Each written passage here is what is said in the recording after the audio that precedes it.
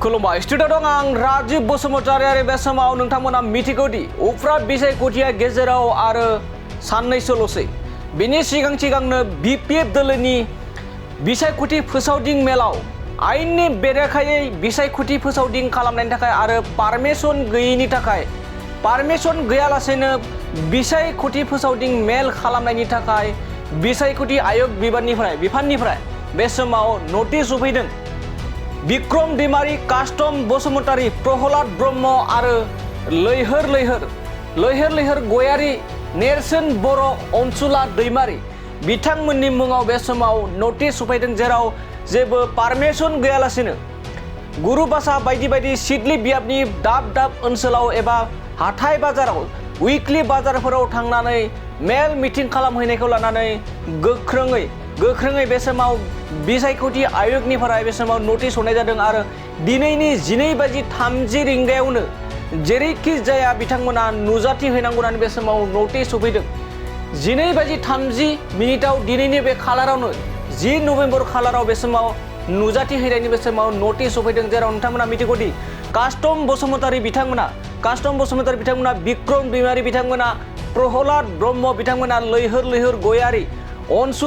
अनसुला दैमारी, नेरसोन बर' बिथांमोना हाथाय बाजाराव थाङै मुवा बेसाद फानग्रा, मैगं थाइगं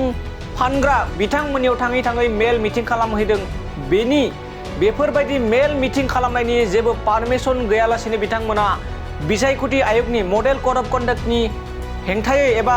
मडेल कड अफ कन्डाक्टनि नेमखान्थिखौ फालियालासेनो फोसावनाय हाबाफारि लानायखौ लानानै बिसायख'थि आयोगनिफ्राय बे समाव नटिस होफैदों आरो 12:30 रिंगायाव दिनैनि सानाव 12:30 रिंगायाव नुजाथि हैनो थाखाय बे समाव नटिस होफैदों। बे समाव मोनसे बिग ब्रेकिं आपडेट, जेराव बिसायख'थिया साननैल'सै आरो बिनि सिगांनो बिक्रम दैमारी, कास्टम बसुमतारी, लैहोर गयारी, प्रहलाद ब्रह्म, नेरसोन दैमारी, नेरसोन बर' आरो अनसुला दैमारी बिथांमोननि मुङाव